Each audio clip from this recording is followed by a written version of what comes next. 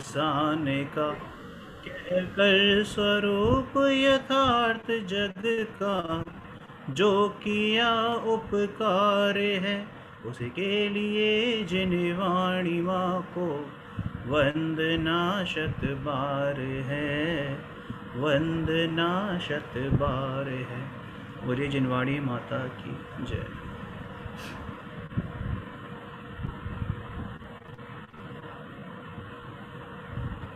जी,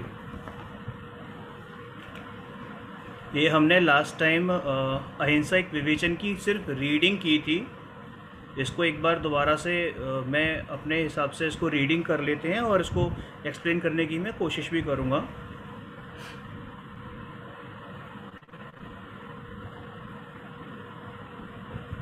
इसमें कहते हैं कि आचार्य अमरचंद का व्यक्तित्व और कर्तृत्व, पाठ 7, अहिंसा एक विवेचन, वितरा विज्ञान भाग 2, पाठ 7, अहिंसा एक विवेचन। इसकी हमने लास्ट टाइम सिर्फ रीडिंग की थी। इसको एक्सप्लेन करने की, समझने की कोशिश करते हैं हम लोग इस बार। आध्यात्मिक संतों में आचार्य कुंद कुंद के बाद, मैं ऑडिबल हूँ सभी को? ओके। आध्यात्मिक संतों में आचार्य कुंद कुंद के बाद यदि किसी का नाम लिया जा सकता है तो वे आचार्य अमृतचंद्र हैं। दुख की बात यह है कि 10वीं शताब्दी के लगभग होने वाले इन महान आचार्य के बारे में उनके ग्रंथों के अलावा एक तरह से हम कुछ भी नहीं जानते। आपका संस्कृत भाषा पर अपूर्व अधिकार था। आपकी गद्य और पद्य दोनों प्रकार की रचनाओं में आपकी भाषा भावानुवर्तिनी एवं सहज बोध गम्य माधुर्य युक्त गुण से युक्त है। मतलब ये कह रहे हैं कि इनका जो गद्य और पद्य यानी पोइटिक और प्रोज, जिसे हम कहते हैं ना, पोइट्री और प्रोज, दोनों ही में बहुत स्ट्रॉन्ग कमांड थी। और ऐसी कमांड थी कि जो सामने पढ़ता था बहुत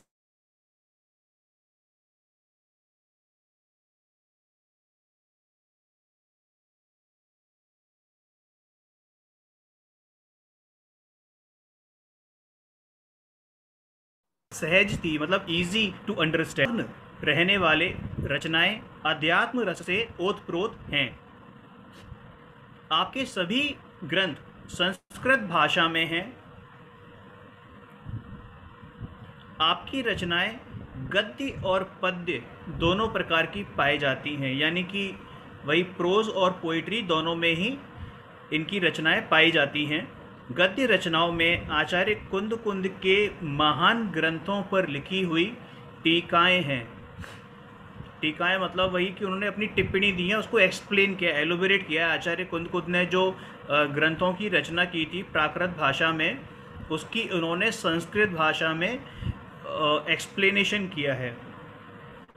तो इसमें सबसे फेमस जो है वो है ग्रंथराज समयसार जी की टीका, जिसको आत्मख्याति के नाम से भी जाना जाता है।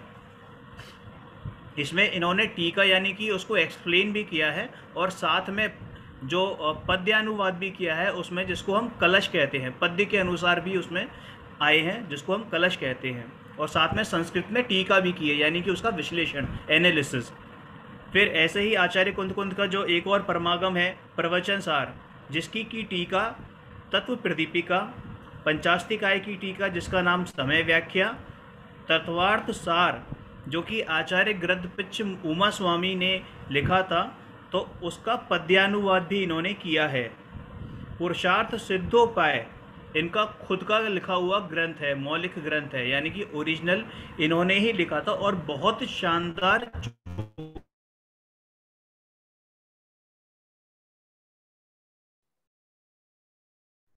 ये आवाज ब्रेक हो रही है मोहित जी आपकी।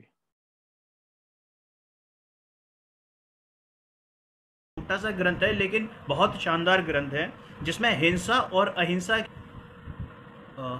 कोई बोले? ठीक है, आगे बढ़ते हैं। अहिंसा एक विवेचन, यानी अहिंसा परमो धर्म। अहिंसा को परम धर्म, परमो धर्म घोषित करने वाली यह सूक्ति आज बहुप्रचलित है। यह तो एक स्वीकृत तथ्य है कि अहिंसा ही परम धर्म है, पर प्रश्न यह है कि अहिंसा क्या है। हम सब जैन हैं, हम जानते हैं, हम बचपन से ही पैदा होते ही हमें ये मालूम पड़ गया था कि अहिंसा परमो धर्म होता है, लेकिन एक्चुअल में हमें उसका जो यथार्थ स्वरूप है वो अभी तक नहीं मालूम, या उसका मतलब भी हमको बहुत कम लोगों को मालूम होता है। ऐसा नहीं कह रहा कि हमें नहीं मालूम, लेकिन बहुत देर में जाके मालूम पड़ता है कि उसको परम धर्म क्यों कहा जाता है। और आज भी बहुत सारी भ्रांतियां हैं कि हिंसा और अहिंसा के मामले में, क्योंकि और भी धर्म हैं, अन्य मतों में भी हिंसा को मतलब अच्छी दृष्टि से नहीं देखा जाता और अहिंसा का ही पालन किया जाता है। सभी कहते हैं कि अहिंसा का पालन करना चाहिए, लेकिन जो अन्य मतों में अहिंसा है और हमारे मत में जो अहिंसा है, दोनों में ज़मीन आसमान का अंतर है। उसके बारे में ये विवेचन दादा ने लिखा हुआ है कि हिंसा और अहिंसा की चर्चा जब भी चलती है, हमारा ध्यान प्रायः दूसरे जीवों को मारना, मतलब अब हिंसा और अहिंसा की जब बात करते हैं तो हमें क्या लगता है कि दूसरे जीवों को मारना, उनका घात करना, उनकी हिंसा करना, ये हिंसा है। मारना, सताना, रक्षा करना आदि की ओर ही जाता है। हिंसा और अहिंसा का संबंध दूसरों से ही जोड़ा जाता है। दूसरों की हिंसा मत करो, परजीवों की हिंसा मत करो, है ना। बस यही अहिंसा माना जाता है और ऐसा ही सर्वाधिक विश्वास है। अपनी भी हिंसा होती है, इस तरफ बहुत कम लोगों का ध्यान जाता है। जैन दर्शन और अन्य दर्शनों में सबसे बड़ा अंतर यही है कि यहाँ पर अपनी हिंसा पर अधिक जोर दिया जाता है, क्योंकि जब अपनी हिंसा नहीं होगी तो हमारे में ये ख्याल भी नहीं आएगा कि हम पर की हिंसा भी नहीं ना करें। तो सबसे बड़ी जो हिंसा है वो स्वयं हिंसा है, अपनी हिंसा है। अब ये कैसे होती है इसके बारे में आगे बात करते हैं। फिर कहते हैं कि जिनका ध्यान जाता भी है वे आत्महिंसा का अर्थ विष भक्षण आदि द्वारा आत्मघात यानी सुसाइड को ही मानते हैं। यानी कि अभी जैसे मैंने ऊपर बोला कि आत्महिंसा यानी स्वयं हिंसा को हम लोग किससे जोड़ लेते हैं? सुसाइड से जोड़ लेते हैं, लेकिन एक्चुअल में ऐसा नहीं है। सुसाइड तो बहुत क्रूर चीज़ हो गई, बहुत क्रूर चीज़ हो गई और बहुत स्थूल चीज़ हो गई। उसके अंतरतम तक पहुंचने का प्रयास नहीं किया जाता। अंतरतम मतलब उसकी गहराई तक पहुंचने का हम लोग कोशिश नहीं करते। अंतर में राग द्वेष की उत्पत्ति ही हिंसा है। वास्तविक हिंसा का स्वरूप तो यही है कि जो हम राग द्वेष करते हैं, चाहे इस शरीर के प्रति करें, चाहे अपने लोगों के प्रति करें, हमारे आसपास जो हमें संयोग प्राप्त हैं, मटीरियलिस्टिक चीज़ें जो हमारे आसपास हैं, घर, मकान, दुकान, पैसा, पत्नी, बच्चे, हस्बैंड, माँ बाप, ये जितने भी रिश्ते नाते हैं, दोस्त यार हैं, जॉब है, बिजनेस है, इनको हम अपने राग द्वेष में, इनके राग द्वेष में हम लोग उलझे रहते हैं। ये भी हिंसा ही है। यही कारण है कि आचार्य अमरचंद्र ने हिंसा और अहिंसा की परिभाषा बताते समय अंतरंग दृष्टि को प्रधानता दी है। सबसे बड़ी बात यही है कि आचार्य अमरचंद्र ने जो बताया है, अपनी अंतरंग दृष्टि यानी अपने अंतर में जो हम देख सकते हैं, जस्टिफाई कर सकते हैं, मतलब पर से और अपने को भिन्न मान सकते हैं, उसको उन्होंने प्रधानता दी है।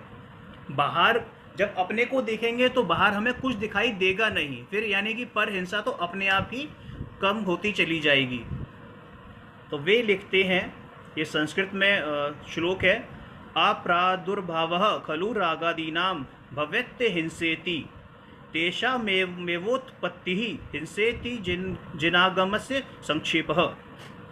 इसमें इसका अर्थ इन्होंने बताया है कि राग द्वेष मोह आदि विकारी भाव, ये तो हम जानते ही हैं कि हमारे जो विकारी भाव हैं, मोह राग द्वेष आदि होते हैं, और उनकी जो उत्पत्ति है वह हिंसा है, और उन भावों का उत्पन्न ना होना वह अहिंसा है। अतः वह घोषणा करते हैं, वह बताते हैं कि मोह राग द्वेष रूप परिणतिमय होने से, परिणति का मतलब होता है उस रूप ढलने से, यानी कि पर्याय के बारे में आपने सुना होगा कि हम जब जिस रूप ढल जाते हैं, यानी उसको अपना मान लेते हैं। मेरी बेटी से मैं प्यार करता हूँ और मैंने उसको अपना अंतरंग से अपना मान लिया, बाहर से दिखाने की बात नहीं कर रहा हूँ, अंतरंग से अपना मान लिया, उसके लिए जीना मरना सोच लिया कि यही है तो मैं हूँ, इसको नुकसान होगा तो मुझे नुकसान होगा। तो ये जो मोह राग द्वेष की जो उत्पत्ति है, उस रूप में ढल रहा हूँ, इसको कहते हैं परिणतिमय होना। और उसके कारण होता क्या है कि झूठ, चोरी, कुशील और परिग्रह भी प्राकारांतर से हिंसा ही है। यानी कि मोह राग द्वेष रूपी जब मैं हो रहा हूँ तो उसी तरीके से हिंसा, झूठ, चोरी, कुशील, परिग्रह, यानी हिंसा का हमने ले लिया, झूठ, चोरी, कुशील, परिग्रह जो 5 पाप हैं ये भी हिंसा ही हैं। केवल हिंसा हिंसा नहीं है, झूठ, चोरी, कुशील, परिग्रह, 5 पाप जो है वो हिंसा है। वे कहते हैं कि आत्म परिणाम हिंसन हेतुत्ववाद सर्वमेव हिंसेतत् अनृत वचनादि के वलमुदाहृतम शिष्य बोधाय, यानी कि आत्मा के शुद्ध परिणामों के घात होने से, घात का मतलब होता है उनकी नष्ट होने से, जो आत्मा का शुद्ध परिणाम है, यानी कि ज्ञाता दृष्टा रूप अपने को ही जानना, देखना, ये जो परिणाम है अविकारी परिणाम है, ठीक है, इसका घात जब होता है तो ये कषाय और पाप उत्पन्न होते हैं, और ये ही हिंसा है। यानी हिंसा, झूठ, चोरी आदि हिंसा है, और इसका भेद करके तो केवल शिष्यों को समझाने के लिए ही कहे गए हैं। वास्तव में तो अपने से बाहर जाना, अपने उपयोग का अपने से बाहर जाना, ये हिंसा मानी जाती है। क्योंकि जब हम अपने से बाहर जाएंगे तो हम भटकेंगे, हम रागी द्वेषी के रूप परिणमित होंगे, यानी उनके रूप ढलेंगे। ठीक है, अगर समझ नहीं आया तो आप एक बार टोक दीजिएगा मुझे कि ये चीज़ समझ नहीं आई, तो फिर हम उसको दोबारा एक्सप्लेन करने की कोशिश करेंगे, अदरवाइज दीदी से ट्राई करेंगे अगर वो एक्सप्लेन कर पाएँ।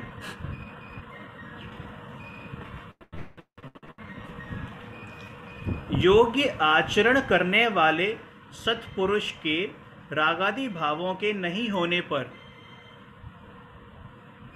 योग्य आचरण करने वाले सत्पुरुष के रागादि भावों के, अब देखिए यहाँ पे जो दे रखा है योग्य आचरण करने वाले सत्पुरुष के रागादि भाव नहीं होने पर, इनका मतलब है कि जो सम्यक दृष्टि पुरुष हैं, जिनको सम्यक्त्व प्राप्त हो चुका है, ठीक है, और उससे ऊपर यानी चौथे गुणस्थान या उससे ऊपर के जो पुरुष हैं, जिनका मिथ्यात्व नष्ट हो चुका है, तो उनके रागादि भावों के नहीं होने पर केवल पर प्राण पीड़न होने से हिंसा नहीं होती।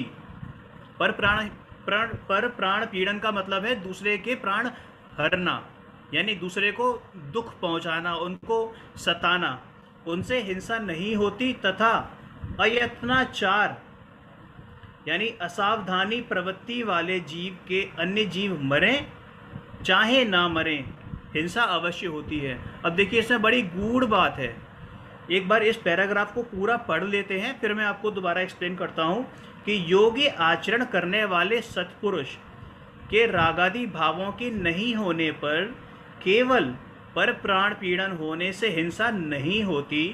तथा अयत्नाचार यानी असावधानी प्रवृत्ति वाले जीव के अन्य जीव मरे या चाहे ना मरे, हिंसा अवश्य होती है, क्योंकि वह कषाय भावों में प्रवृत्त रहकर आत्मघात तो करता ही रहता है, और आत्मघाती तो महापापी होता है।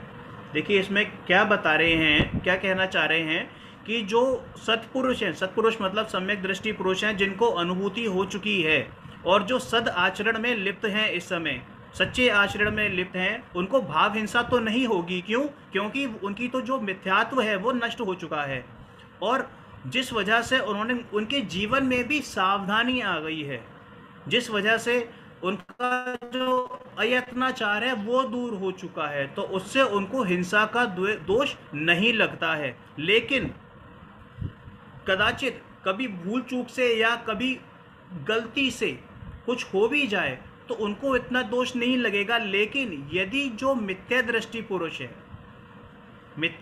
पुरुष है वो उनसे हिंसा ना भी हो, वो कहीं जा रहे हैं या कहीं उनसे हिंसा नहीं हो, फिर भी उनको हिंसा का दोष लगेगा। क्यों? क्योंकि वो सावधान नहीं है, उनको अभी अयत्नाचार में है। यानी जैसे हम जा रहे हैं और कोई मिथ्या दृष्टि वो जा रहा है, और अब ये उसकी किस्मत की बात है कि उसके नीचे आके कोई मरा नहीं, कोई चींटी नहीं मरी, लेकिन इसका मतलब ये नहीं कि वो अहिंसक हो गया। उसको तब भी हिंसा का दोष लगेगा क्योंकि वो असावधानी पूर्वक चल रहा है। लेकिन एक सत्पुरुष जो सावधानी पूर्वक चल रहा है, देखभाल के चल रहा है, हमारे मुनि महाराज चलते हैं तो देखभाल के चलते हैं, पूरी शुद्धता के साथ चलते हैं। वो कहीं बैठते हैं तो शुद्धि करके बैठते हैं, ये तो पता है हम सबको। तो अब उसमें कदाचित भूल चूक से अगर कोई छोटा सा जीव इधर उधर फंसा रह गया और हमको नहीं पता चल पाया, हमने तो सावधानी रखी, हमने अपने भावों में सावधानी रखी, तो उसका उनको दोष इतना नहीं लगता। लेकिन यदि कोई मिथ्या दृष्टि पुरुष बिल्कुल साफ जगह है वो, लेकिन वो असावधानी से बैठ गया और कुछ भी नहीं हुआ, फिर भी उसको हिंसा का दोष लगेगा, क्योंकि उसके मन में कषाय अभी भी मौजूद है। उसके मन में कषाय अभी भी मौजूद है। वो अलग बात है कि उससे परहिंसा नहीं हुई है, लेकिन उसके मन में ये नहीं था कि मुझे परहिंसा नहीं करनी है। समझ में आ रहा है आपको? है ना? यानी मेन जो है ना वो भावों की बात है। हमारे भाव शुद्ध हैं तो सारी चीज़ें सिमट सकती हैं, लेकिन भावों में अशुद्धि है और द्रव्य में कुछ नहीं भी हो रहा हो तब भी चीज़ें गड़बड़ हैं। उस अंदर वाली जो गड़बड़ी है ना उसको सुधारना है, बाहर वाली गड़बड़ी अपने आप सुधर जाएगी। अब यहाँ पर कोई कह सकता है कि भैया जब दूसरे जीव का मरने और जीने से हिंसा का कोई संबंध नहीं, जैसे अभी ऊपर बताया गया कि कोई सावधानी पूर्वक चल रहा है फिर भी कदाचित कुछ ऐसी हिंसा हो जाए, है ना, तो उसको हिंसा का दोष नहीं लगेगा क्योंकि वो सावधानी से चला। लेकिन कोई असावधानी पूर्वक चल रहा है और फिर भी उसके हाथों कुछ नहीं हुआ, कोई जीव नहीं मरा, फिर भी उसको हिंसा का पाप लगेगा। तो ये कह रहे हैं कि जब ऐसा ही कुछ है तो फिर हिंसा के कार्यों से बचने की ज़रूरत ही क्या है, बस परिणाम ही शुद्ध रखें। तो इसका उत्तर देते हुए आचार्य श्री कहते हैं कि सूक्ष्मापि न खलु हिंसा पर वस्तु निबंधना भवति पुंसः हिंसा यतन निर्वति ही परिणाम विशुद्धे तदपि कार्या। क्या अर्थ है इसका कि हालांकि पर वस्तु के कारण रंच मात्र भी हिंसा नहीं होती। ये बात बिल्कुल सच है कि हिंसा का कारण कोई पर वस्तु नहीं बनती, हमारे भाव ही हिंसा का कारण बनते हैं। फिर भी परिणामों की शुद्धि के लिए हिंसा का स्थान परिग्रह आदि को छोड़ देना चाहिए। समझ में आया? यानी कि अगर हमारे भाव शुद्ध रहेंगे तो भैया वो चीज़ तो अपने अंदर अपने आप से आएगी, और जब हमारे भाव शुद्ध हैं तो हमें तो वो वाला स्थान छोड़ देना ही चाहिए जहाँ पे हिंसा हो रही है, क्योंकि वो भी तो परिग्रह में शामिल है। अब व्यवहार में जिसे हिंसा कहते हैं कि जैसे किसी को सताना, व्यवहार मतलब जो अपनी लोक में सोसाइटी में जो हम आम बोलचाल में या हम लोग करते हैं रहन सहन में, किसको हिंसा कहते हैं कि किसी को सताना, किसी को मारना, किसी को गाली देना, किसी को दुख पहुंचाना, किसी के बारे में बुरा बोलना, इसको हम हिंसा मानते हैं। ठीक है? यदि आदि हिंसा ना हो यह बात नहीं है, वह तो हिंसा है ही। ऐसा जैन धर्म ये नहीं कहता कि वो हिंसा नहीं है, वो भी हिंसा है। ठीक है? वो तो हिंसा है ही, क्योंकि ये सारी चीज़ें तब होती हैं जब प्रमाद होता है। प्रमाद भी हिंसा का कारण है, सबसे बड़ा कारण प्रमाद ही है, क्योंकि उसमें प्रमाद का योग रहता है, पर हमारा लक्ष्य उसी पर केंद्रित हो जाता है, लेकिन हम उसी को हिंसा मान लेते हैं, अपनी अंतरंग हिंसा को हिंसा नहीं मानते। अंतरतम में होने वाली भाव हिंसा की तरफ दृष्टि नहीं जाती, यानी अपने अंदर में होने वाली जो भाव हिंसा है, मोह राग द्वेष रूपी विकारी परिणाम जो उत्पन्न हो रहे हैं, ठीक है, उस तरफ हमारी दृष्टि नहीं जाती, जबकि वास्तव में तो वो ही हिंसा है, सबसे बड़ी हिंसा वही है। अगर वो खत्म हो गई, वो नष्ट हो गई, तो बाहरी जो हिंसा है वो अपने आप ही नष्ट होती जाएगी। अतः यहाँ पर विशेषकर अंतर में होने वाली रागादि भाव रूप भाव हिंसा की ओर ध्यान आकर्षित किया गया है। जिस जीव के बाहरी स्थूल हिंसा का भी त्याग नहीं होगा।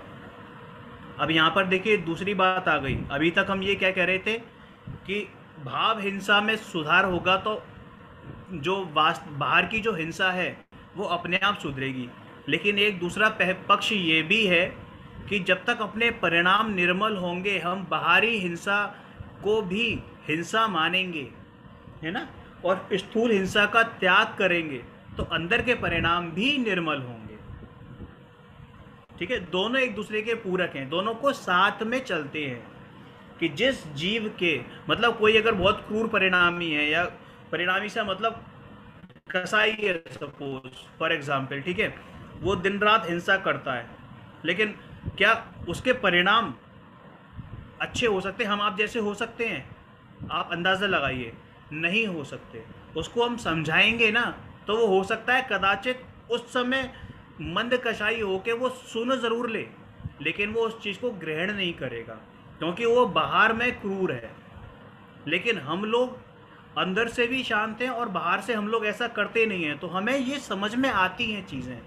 तो आज नहीं तो कल अपनी जो भाव हिंसा है उसमें हमारा नियंत्रण रहेगा, या वो नष्ट होंगी और हम अपने परम पद को प्राप्त भी कर सकते हैं। और साथ ही साथ में अपनी जो द्रव्य हिंसा है वो तो नष्ट हो ही जाएगी। अतः चित्त शुद्धि के लिए भक्षण आदि रात्रि भोजन आदि हिंसक कार्यों का त्याग तो अति आवश्यक ही है। ये तो हमने पढ़ा था, है ना। तथा मांस मद्य मधु पच्च उदुम्बर फलों का त्याग भी आवश्यक है, क्योंकि इनके सेवन से अनंत त्रस जीवों का घात होता है तथा परिणामों में क्रूरता आती है।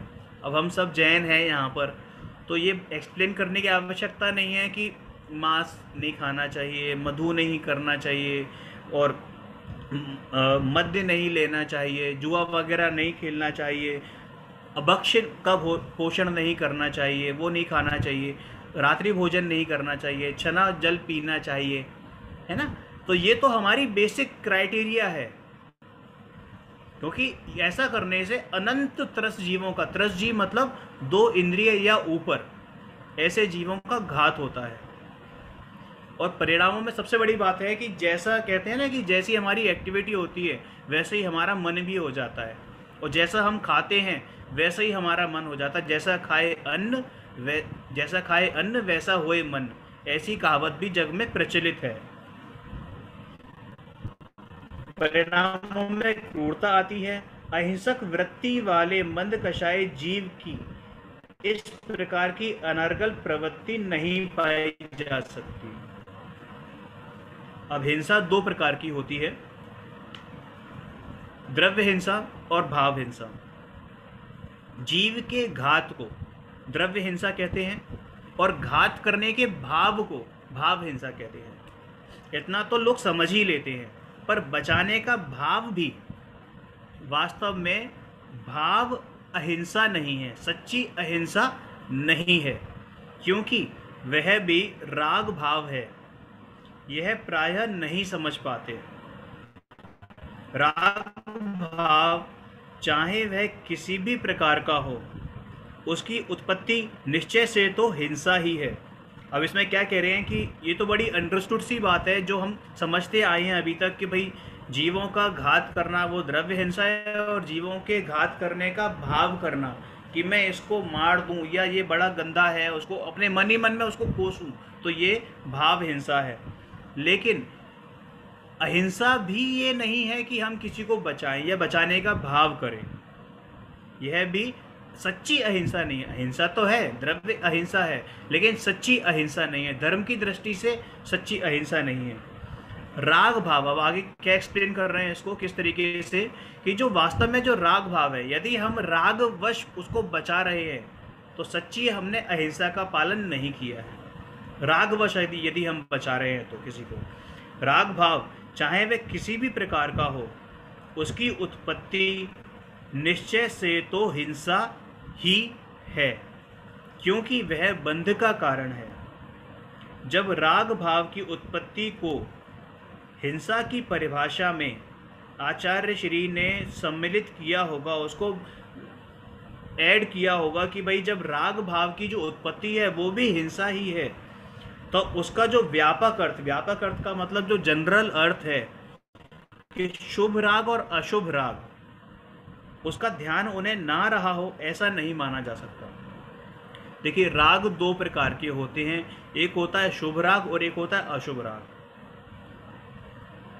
हो सकता है हम अभी तक ये समझते आए हों कि मैं अपनी बच्ची से प्यार करता हूँ तो ये मेरा शुभ राग है। नहीं, ये अशुभ राग है, क्योंकि ये मुझे शुद्ध की तरफ नहीं ले जाएगा। शुभ राग क्या हुआ? शुभ राग हुआ भगवान की भक्ति करना, स्वाध्याय करना, चिंतन मनन करना, ये भी शुभ राग है ना। अपने साधर्मी के प्रति वात्सल्य दिखाना, मुनिराज के प्रति समर्पण होना, उनको आहार आदि वगैरह, उनकी जो भी क्रिया है उनमें करना, ठीक है, ये सब शुभ राग है। लेकिन अगर मैं अपनी माँ से प्यार करता हूँ, उनकी देखभाल करता हूँ, मैं बहुत कड़वी बात बोल रहा हूँ, हो सकता है बहुतों को चुभे भी, लेकिन हकीकत यही है, अगर मैं अपनी माँ से प्यार कर रहा हूँ तो ये शुभ राग नहीं है, ये अशुभ राग है। ये मुझे कहीं से भी पुण्य नहीं देगा। मुझे कदाचित मंदिर में खड़ा होकर मैं उनकी दर्शन कर रहा हूँ, भगवान की भक्ति कर रहा हूँ, वो भी निस्वार्थ पूर्वक, ये सोच के नहीं कि मुझे सामने से पुण्य की प्राप्ति होगी, निस्वार्थ पूर्वक, तो वो शुभ राग का बंध बनेगा, वो भी राग ही है, हिंसा ही है। लेकिन यदि मेरे मन में ये ख्याल आ गया कि मैं मंदिर जाकर भगवान की भक्ति करूंगा, इससे मुझे फायदा होगा, मुझे पुण्य का बंध होगा, तो वो पाप का बंधी होगा, वो अशुभ में जाएगा। बहुत कच्ची सी डोर बंधी हुई है शुभ में और अशुभ में।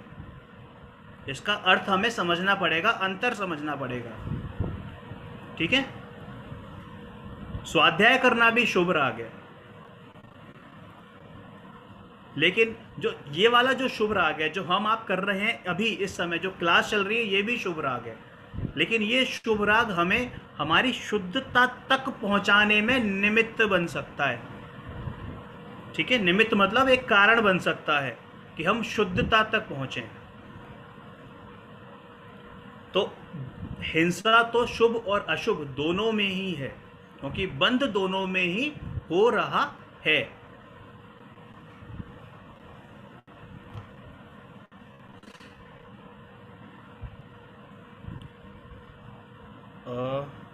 अहिंसा की सच्ची और सर्वोत्कृष्ट परिभाषा आचार्य श्री ने दी है कि राग भाव किसी भी मोहित जी, मेरी आवाज आती है क्या? जी दीदी, मोहित जी, मेरी आवाज आ रही है? आ रही है दीदी, आ रही है। आवाज आ रही है क्या मेरी? आ रही है दीदी, आ रही है। हाँ, शुभ राग बोलो, शुभ राग नहीं बोलो, शुभ भाव बोलो। क्या दीदी? शुभ भाव, शुभ भाव, जी। शुभ भाव शब्द का प्रयोग करो, शुभ राग नहीं। जी दीदी। हाँ, राग करते हो तो शुभ भाव होता है, जी, ठीक है ना, ऐसे।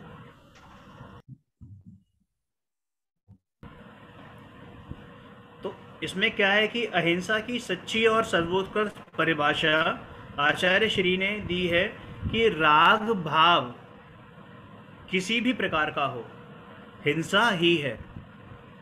उसे यदि कहीं अहिंसा कहा हो तो व्यवहार का कथन, व्यवहार का मतलब उपचार का कथन, सिर्फ कहने मात्र के लिए, हकीकत में नहीं, यथार्थ में नहीं, सच्चा मत मान लीजिएगा, कहने के लिए उसको जो है अहिंसा कह दिया जाता है।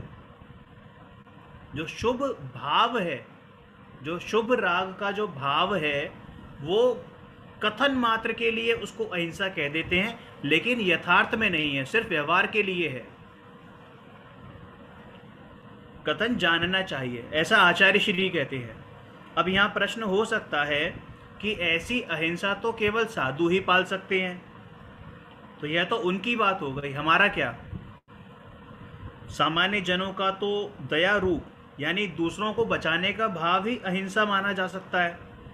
तो आचार्य श्री कहते हैं कि श्रावक के आचरण के प्रकरण में ही ये बात उन्होंने सिद्ध की है।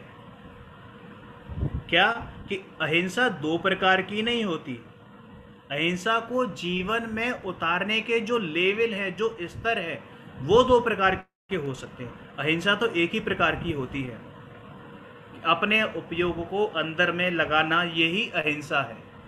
और जब भी उपयोग बाहर जाता है वो हिंसा है। अहिंसा को जीवन में उतारने के जो लेवल हैं, स्तर हैं, वो दो प्रकार के हो सकते हैं, होते हैं। क्या?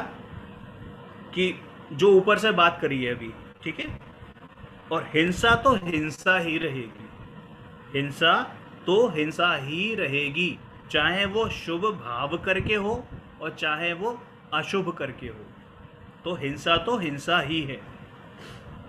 यदि श्रावक, श्रावक मतलब जो सामान्य जो श्रावक जन है पूर्ण हिंसा के त्यागी नहीं हो सकते, तो वे अल्प हिंसा का त्याग करें, थोड़ी बहुत तो छोड़े।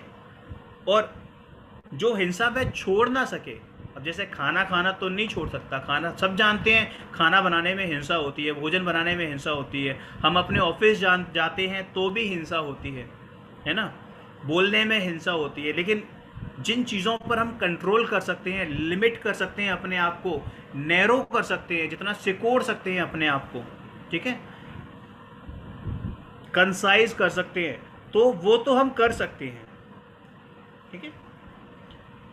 वे अल्प हिंसा का त्याग करें, पर जो हिंसा वे छोड़ ना सके। लेकिन ऐसा भी है कि ऐसा नहीं कह सकते इसमें कि आपने आधी हिंसा छोड़ दी और आधी मजबूरीवश कर रहे हैं तो वो अहिंसा हो गई, ऐसा नहीं है। क्या? ऐसा नहीं है। यदि हम पूर्णतः हिंसा का त्याग नहीं कर सकते तो हमें अंशतः त्याग करना चाहिए। अंशतः मतलब पार्शियली। और वह भी ना कर सकें तो कम से कम भैया हिंसा में धर्म मारना तो छोड़ दो, हिंसा में धर्म मानना तो छोड़ दो, और कहना तो छोड़ देना ही चाहिए कि हिंसा में धर्म होता है। शुभ राग, राग होने से हिंसा में आता है और हम उसे धर्म माने, यह भी ठीक नहीं है। इसको एक्सप्लेन किया था अभी मैंने कि वही की जो शुभ भाव है, चाहे वो आप किसी के प्रति भी करें, तो शुभ भाव भी बंध का ही कारण है ना। राग द्वेष मोह भावों की उत्पत्ति होना हिंसा है, उन्हें धर्म मानना महाहिंसा है। देखिए, एक चीज होती है कि एक कहना और एक मानना, ठीक है। जब तक हम मानेंगे नहीं, हमारी वाणी से नहीं निकलेगा, जब तक हम मानेंगे नहीं हमारी वाणी से नहीं निकलेगा। इसलिए सबसे बड़ा जो कारण है, एम आई ऑडिबल? आवाज आ रही है मेरी आपको? यस, आ रही है। हाँ, सबसे बड़ा जो कारण है ना, वो क्या है कि हम इसमें धर्म मान लेते हैं।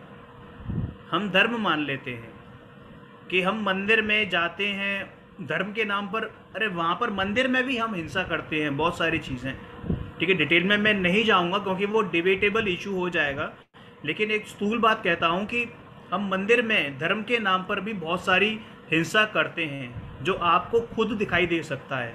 हम घर में भी जब हम कुछ दीपावली का पूजन करते हैं या कुछ करते हैं, ठीक है, तो हम घर में भी हिंसा करते हैं और हम क्या मानते हैं कि हम धर्म कर रहे हैं। 108 दीपकों से आरती कर रहे हैं, हम धर्म कर रहे हैं साहब।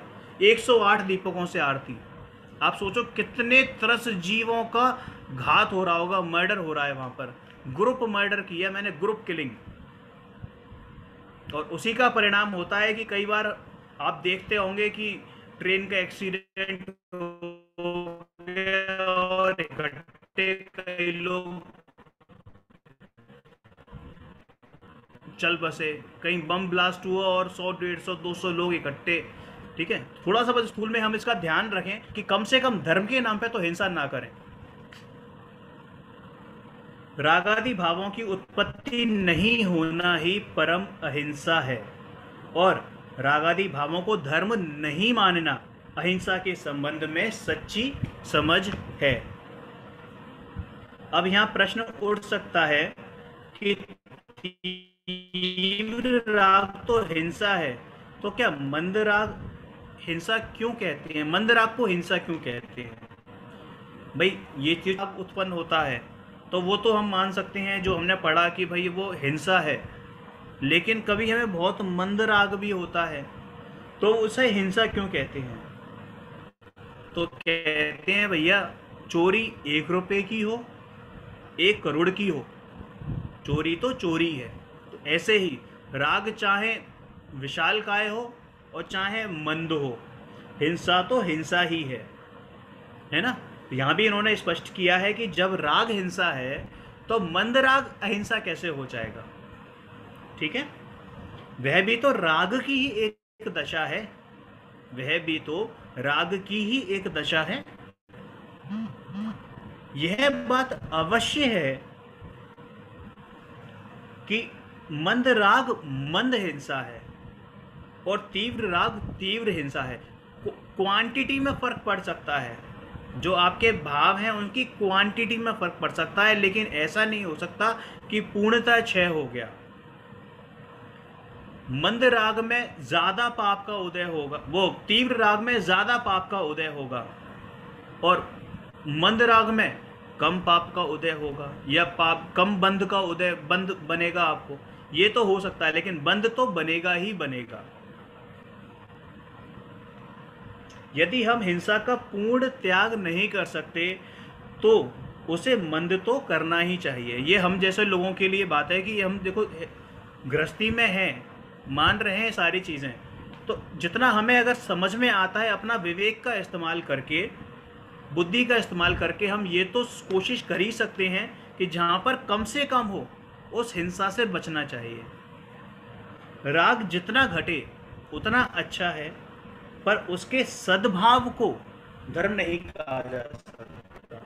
मतलब सद्भाव का मतलब ये कि अच्छे राग को, जैसे बताया ना कि ऊपर शुभ राग, उसको भी मतलब अहिंसा नहीं कहा जा सकता, धर्म नहीं कहा जा सकता। धर्म तो मोह राग द्वेष का अभाव ही है, ठीक है, और वही है अहिंसा है जिसे परम धर्म कहते हैं। Am I clear?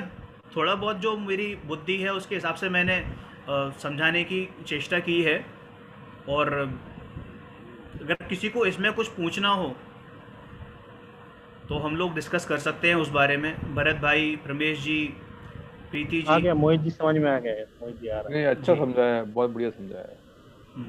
इसके बाद हम लोग गाइड में से एक बार और ले लेते हैं, और किसी को अगर जैसे जानने की उत्सुकता हो ना, जिज्ञासा हो, तो आचार्य श्री का जो मूल ग्रंथ है पुरुषार्थ सिद्धि उपाय, जिसके ऊपर ये बेस्ड है चैप्टर, वो उसका रेफरेंस ले सकता है। उसको पढ़ेंगे तो बहुत चीज़ें क्लियर हो जाएंगी।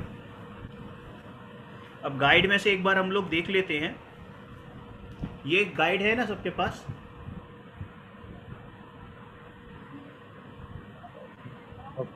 परमेश जी, गाइड है आपके पास ये वाली? गाइड नहीं है, गाइड नहीं है। चलिए पढ़ लेते हैं, आप सुन लीजिए, ठीक है, मैं ग्रुप में शेयर कर दूंगा। अहिंसा एक विवेचन। अहिंसा हिंसा की व्याख्या जिनागम में अत्यधिक सूक्ष्मता से की गई है। आचार्य श्री ने पुरुषार्थ सिद्धोपाय में अंतरंग पक्ष को ध्यान में रखते हुए कहा है कि आत्मा में मोह राग द्वेष की उत्पत्ति ही हिंसा है और मोह राग द्वेष भावों का आत्मा में उत्पन्न ना होना वह अहिंसा है। क्लियर है? बहुत आसान भाषा में लिखा हुआ है कि जो हम अभी तक पीछे पढ़ा हमने कि अपने अंतरंग में जो मोह राग द्वेष उत्पन्न हो रहे हैं वह हिंसा है। और मोह राग उत्पन्न क्या होते हैं, उसको मतलब ये कहने में आता है कि उत्पन्न होते हैं, एक्चुअली वो हम में उत्पन्न नहीं होते, हमारा उपयोग बाहर जाता है।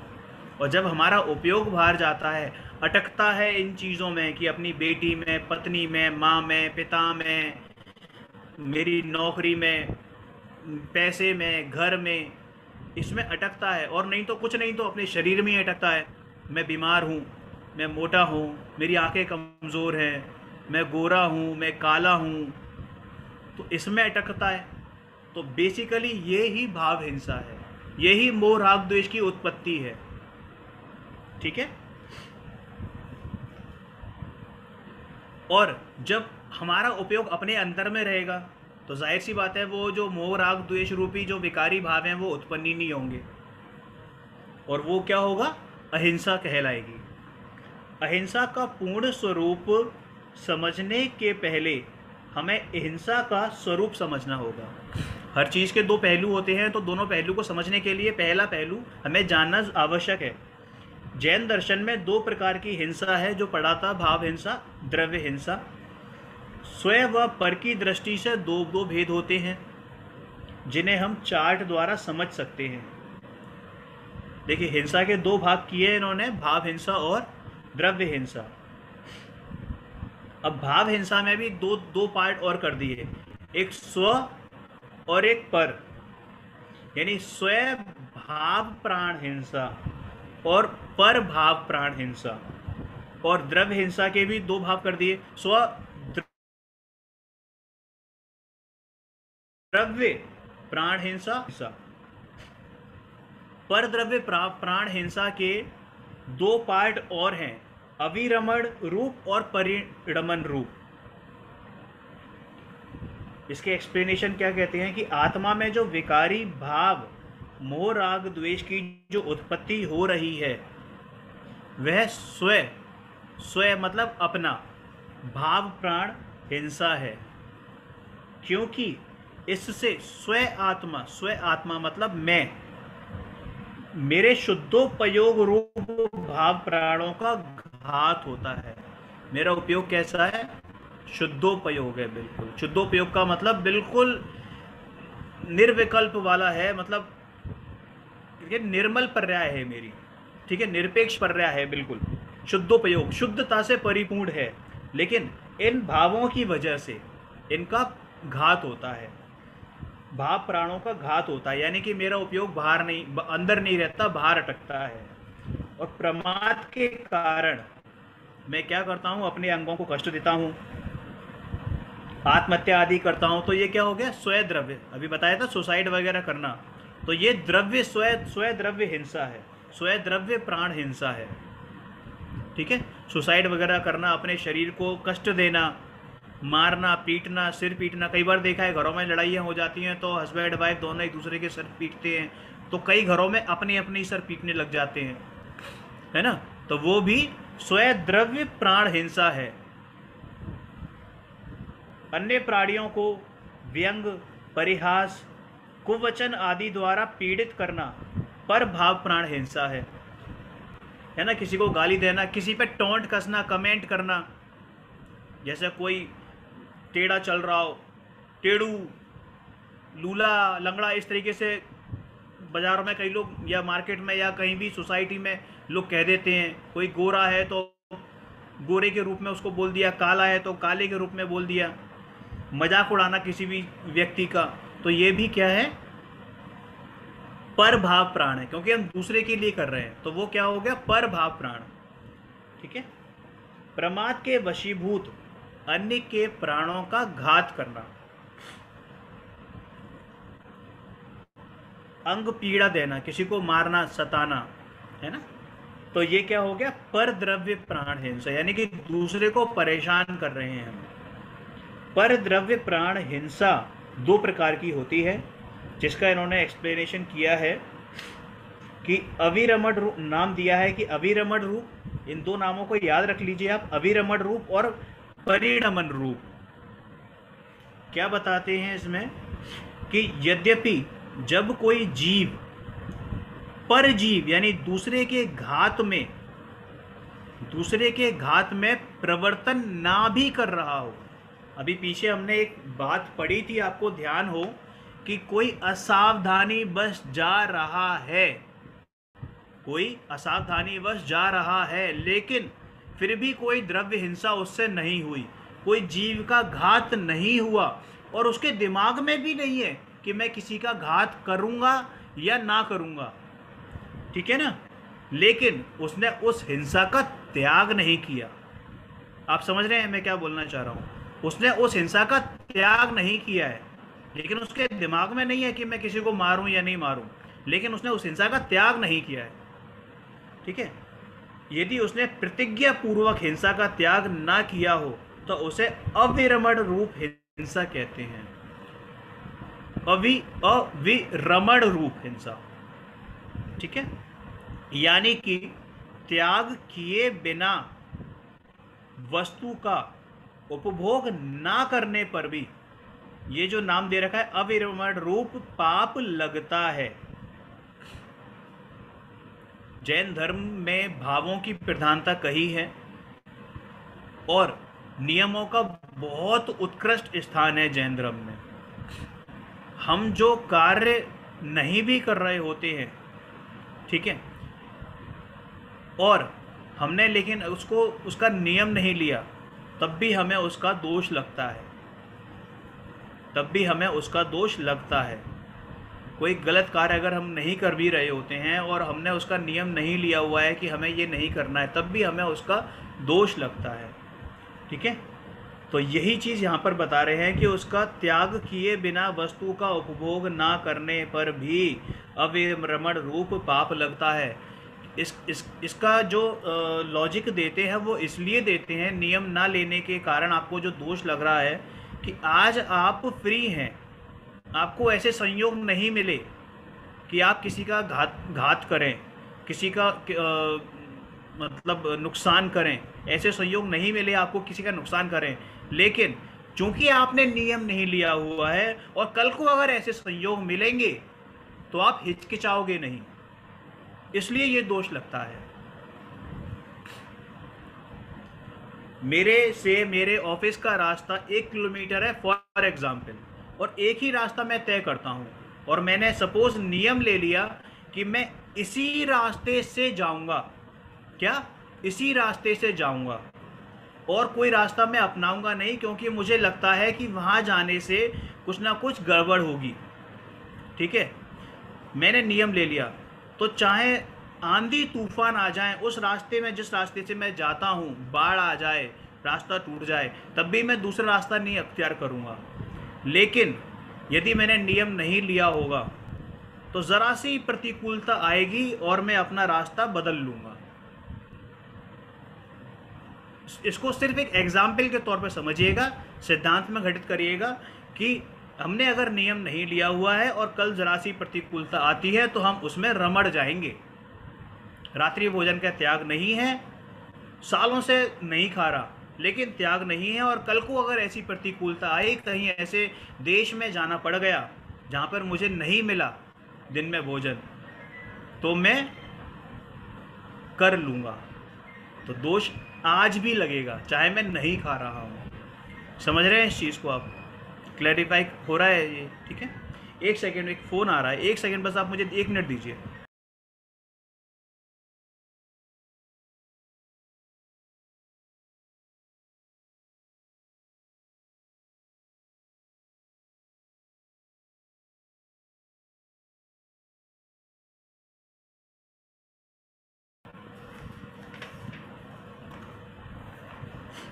ये क्लियर हो रहा है आपको जो मैं बताने की कोशिश कर रहा हूँ? जितनी मेरी सामर्थ्य है, मतलब उस हिसाब से मैं बताने की कोशिश कर रहा हूँ, और बाकी जब दीदी अवेलेबल होंगी तो वो भी थोड़ा सा एक्सप्लेन करेंगी इसको, है ना? जी दीदी। यही है। दीदी आपकी पर आवाज़ नहीं आ जैसे रही है, आप कुछ कुछ कहना प्रतिज्ञा चाह रहे ऐसी हैं? जो दीदी आवाज़ नहीं आ रही है आपकी। यहाँ सिग्नल बहुत वीक है।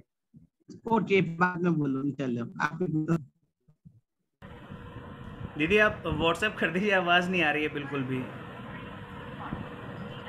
बिल्कुल आवाज़ नहीं आ रही है आपकी। कंटिन्यू रखो, जी दीदी। आप कंटिन्यू रख। यही बोल रही है, कंटिन्यू करो आप। अभी सिग्नल बहुत वीक है यहाँ पे। ठीक है, ठीक है।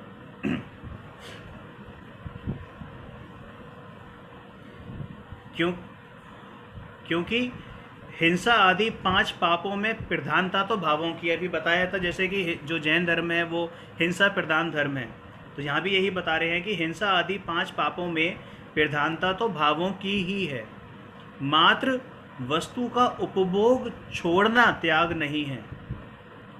मात्र वस्तु का उपभोग छोड़ना, यानी कि अब यहाँ पे देखिए दूसरी बात और आ गई। अभी हमने क्या कहा था कि हमने जब तक नियम नहीं लिया है, हमने किसी चीज़ को छोड़ने का नियम नहीं लिया है, ठीक है, लेकिन नियम ले लिया और मन में अभी भी क्या आ रहा है, यार मैंने नियम क्यों ले लिया, क्या बात है, बड़ा अच्छा शानदार खाना, मैं आलू नहीं खाता, प्याज नहीं खाता, लेकिन कहीं किसी पार्टी में गया, मुझे मालूम है मैं खाऊंगा नहीं, लेकिन कोई सामने चीज़ रखी हुई है, मैं खाऊंगा भी नहीं उसको, लेकिन मैंने क्या तारीफ़ कर दी, बड़ा अच्छी खुशबू आ रही है, क्या बना हुआ है, आप समझ रहे हैं? तो वो क्या है, मैं खाऊंगा नहीं, भाव भी नहीं है खाने के, लेकिन जहाँ मैंने ये तारीफ़ कर दी है, इसका मतलब मैंने राग नहीं छोड़ा, मैंने उस वस्तु का राग नहीं छोड़ा, वस्तु छोड़ दी लेकिन राग नहीं छोड़ा, उसके प्रति जो प्यार था, मोहब्बत थी कि भैया ये कितनी टेस्टी चीज़ हो सकती थी, खाया नहीं है लेकिन दोष फिर भी लगेगा, क्योंकि मैंने राग नहीं छोड़ा है उसका। मात्र वस्तु का उपभोग छोड़ना राग त्याग नहीं है, किंतु वस्तु के उपभोग के प्रति राग के अभाव पूर्वक त्याग होता है। वास्तविक त्याग तो तब होता है जब उसके प्रति राग भी छूट जाता है, उसके प्रति जो मेरा प्रेम है वो भी छूट जाता है, ठीक है। वस्तु के उपभोग के राग की विद्यमानता में भी अनेक कारणों से वस्तु का उपभोग नहीं हो पाता।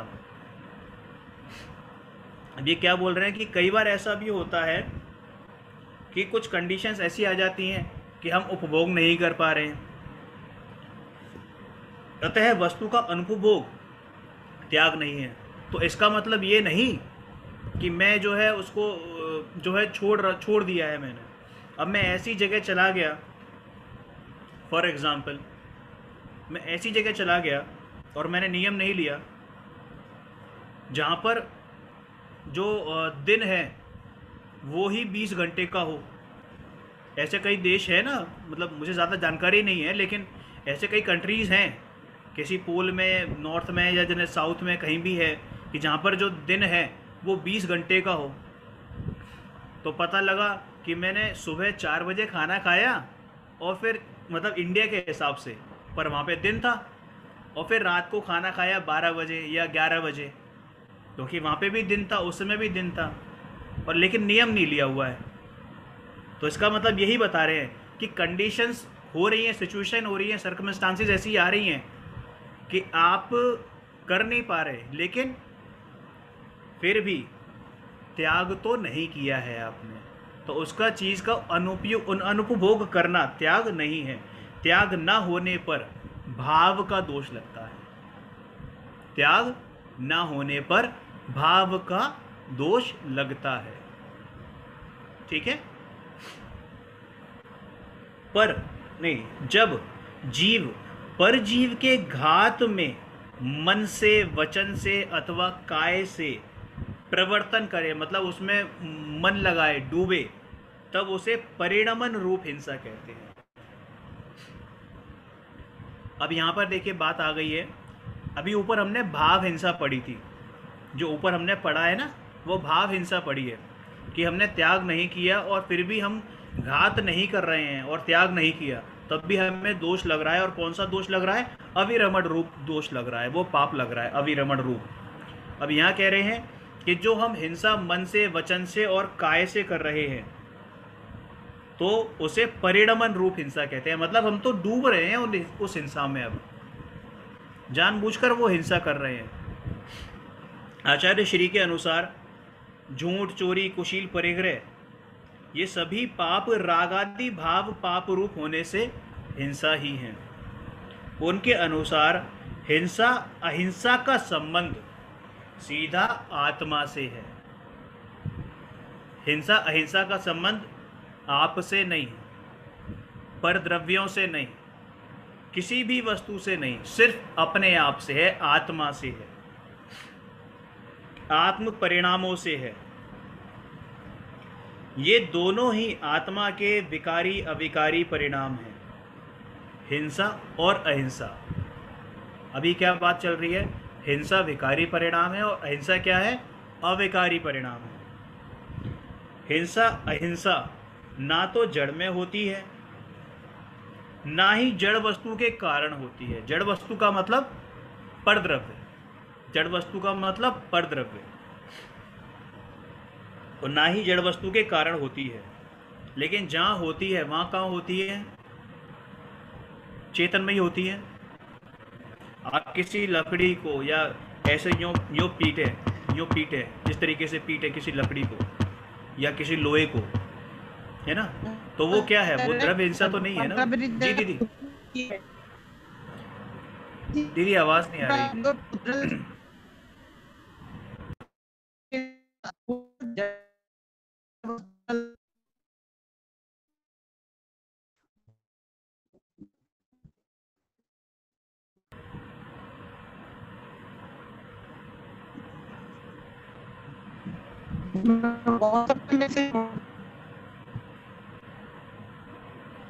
ये दोनों ही आत्मा के, जी दीदी, ये दोनों ही आत्मा के विकारी और अविकारी परिणाम हैं। हिंसा अहिंसा ना तो जड़ में होती है, ना ही जड़ वस्तु के कारण ही होती है, और उसकी उत्पत्ति का स्थान व कारण दोनों ही चेतन है ना, जीव द्रव्य यानी चेतन है। फिर भी परिणामों की शुद्धि के लिए हिंसा के स्थान, परिग्रह आदि को छोड़ देना चाहिए। ठीक है। अब हिंसा का स्थान मतलब वो कोई प्लेस नहीं, हिंसा का स्थान मतलब जो 5 पाप है ना, हिंसा, झूठ, चोरी, कुशील, परिग्रह, इन 5 में ही हिंसा है। तो ये कह रहे हैं कि उस स्थान को छोड़, उस स्थान से मतलब इन 5 पापों को छोड़ देना चाहिए।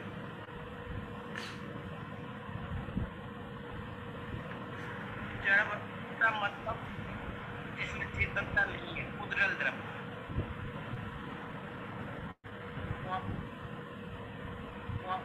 परद्रव्य का उतना अपेक्षा नहीं जितना उदगल द्रव्य की अपेक्षा।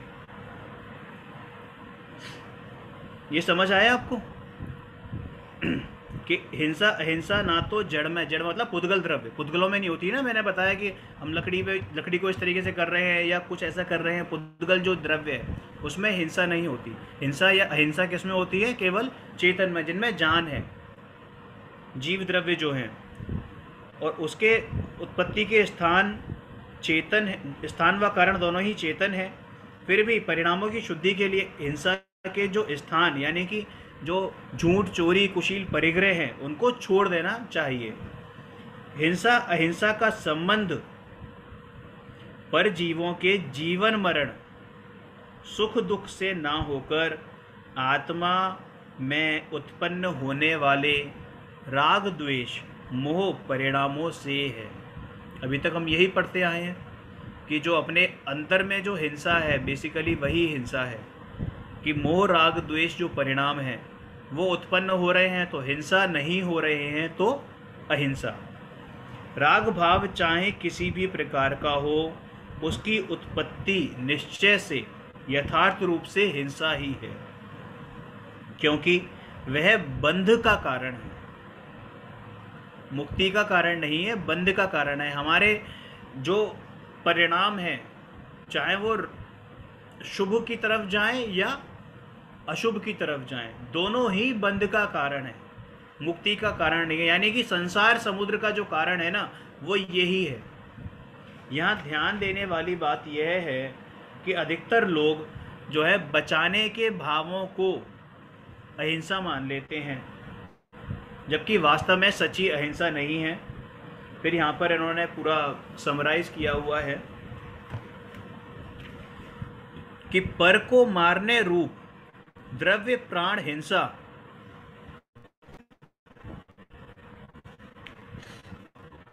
को सभी स्वीकार करते हैं।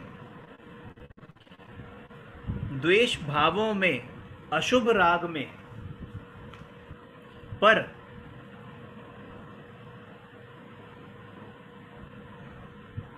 मेरी आवाज आ रही है आपको? जी आ रही मुझे, कट आ रही अच्छा, आ रही है। एक्चुअली क्या नेटवर्क थोड़ा सा स्लो हो जाता है, तो मुझे लगता है कि कहीं ऐसा ना हो कि अटक रहा हो। पर थोड़ा को बीच मारने में कट रूप, जाता, बट ठीक है, ठीक अच्छा आ रहा है। पर को मारने रूप द्रव्य प्राण हिंसा को सभी स्वीकार करते हैं। ये बात तो मानते हैं सब कि हम लोग जो क्या मानते हैं बेसिकली कि भाई किसी को मारना, दूसरे को मारना, किसी को सताना, तो ये द्रव्य प्राण हिंसा है। द्वेष भावों में, अशुभ राग में भी हिंसा, ये बात भी मानते हैं। लेकिन बहुत कम लोग हैं जो कि शुभ राग और मंद राग में हिंसा, और शुभ राग और मंद राग में भी हिंसा ही है, ये बहुत कम लोग मानते हैं। और जैन दर्शन इसी का आधार है, जैन दर्शन का आधार ही यही है। आत्मा में मोह राग द्वेष भावों की उत्पत्ति होना हिंसा है। मोह राग द्वेष भावों की उत्पत्ति मतलब उस रूप परिणमन करना, ये हिंसा है। रागादि भावों में धर्म मानना तो महाहिंसा है। आत्मा में रागादि की उत्पत्ति ना होना परम अहिंसा है। रागादि भावों को भी धर्म नहीं मानना अहिंसा के संबंध में सच्ची समझ है। रागादि भावों को भी धर्म नहीं मानना अहिंसा के संबंध में सच्ची समझ है। ठीक है, तो मतलब होप सो कि काफ़ी कुछ चीज़ें क्लियर हुई होंगी। और अगर आपके कुछ डाउट्स भी हैं अभी भी, ठीक है, और अगर आपके क्लियर नहीं भी हुए हैं तो आप उनको ग्रुप में शेयर कर सकते हैं। मैं दीदी से टाइम लेकर या दीदी अपने टाइम के अनुसार उसको सॉल्व करने का कोशिश भी करेंगे, उनको रेक्टिफाई करने की कोशिश। जी जी भैया।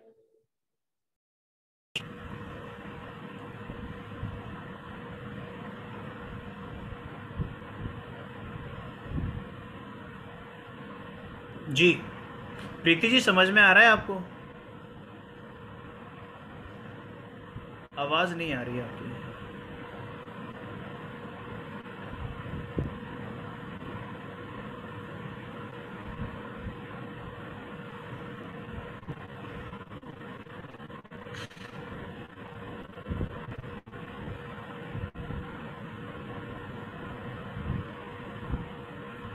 आप दोबारा बोलेंगे, आवाज़ नहीं आई आपकी।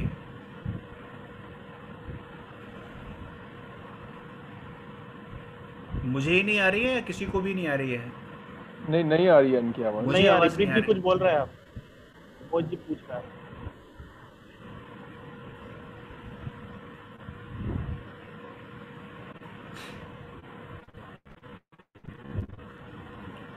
आपको कुछ पूछना है प्रमेश जी, कुछ डिस्कस करना हो भरत भाई?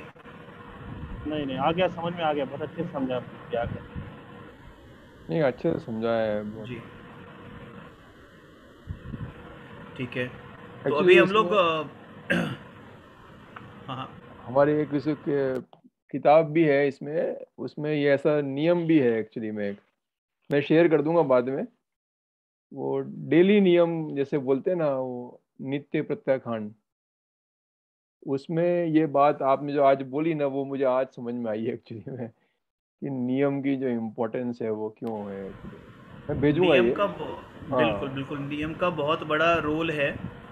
जैसे हम छान के पानी पीते हैं डेली, ठीक है, लेकिन अगर हमने नियम नहीं लिया हुआ है तो हो सकता है संयोगवश ऐसे हैं कि हमें ऐसा संयोग मिल रहा है कि हम छान के पानी आज पी रहे हैं, नहीं कल कहीं ऐसी जगह जाएं जहाँ पे हमें नहीं मिले, और हमने नियम नहीं लिया होगा तो हम टूट जाएंगे, हम तुरंत जो है उधर बह जाएंगे, बहाव में बह जाएंगे कि यार चलो पी लेते हैं, कौन सा हमने नियम लिया हुआ है।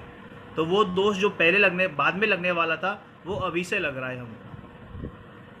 करेक्ट। तो इसमें ऐसे एक्चुअली ऐसे ही लिखा हुआ है, उसमें लास्ट लाइन है, इनसे अधिक जग में जितने पाप हैं उन सब पांच पापों के आसर और सेवन के प्रत्याखान।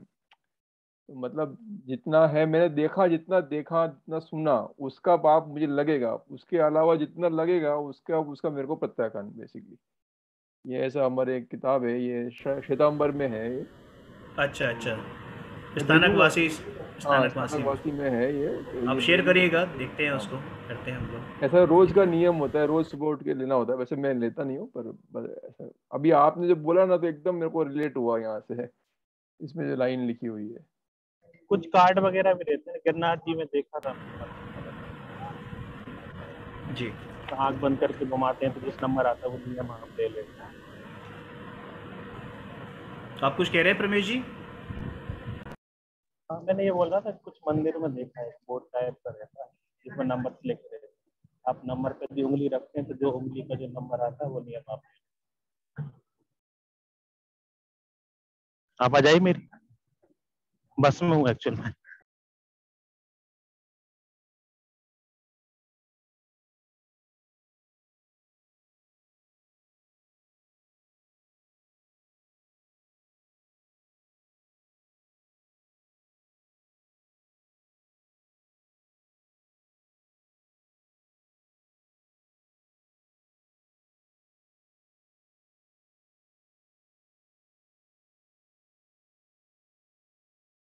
ये थर्ड पार्ट है क्या आपके पास अभी सभी लोगों के पास? ये वितरा ये वाला पार्ट 3। हाँ मेरे पास है, लेके आता हूँ मैं। अभी हाँ अगर है तो हम इसमें से एक चैप्टर पढ़ लेते हैं आज, क्योंकि अभी टाइम है, हाफ एन आवर तो कम से कम है ही। ठीक है, जी जी, पढ़।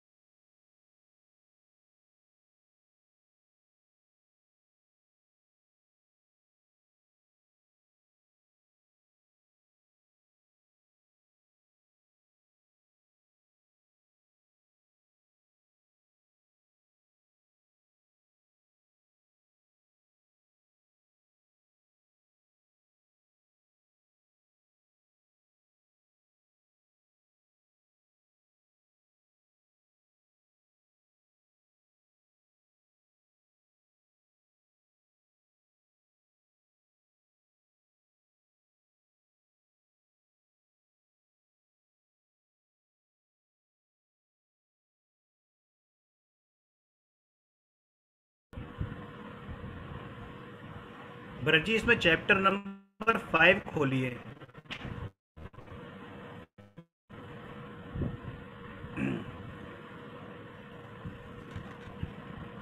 मैं कौन हूँ? एक्चुअली हाँ मैं चैप्टर नंबर 5 में इसलिए बोल रहा हूँ, तो इसके पहले के जितने भी चैप्टर्स हैं ना वो दीदी एक्सप्लेन करेंगी, है ठीक ना। है। मेरी अभी इतनी सामर्थ्य नहीं है, तो दीदी उस चीज़ को ढंग से एक्सप्लेन कर पाएंगी, उसमें क्वेश्चंस भी काफ़ी आएंगे आपके।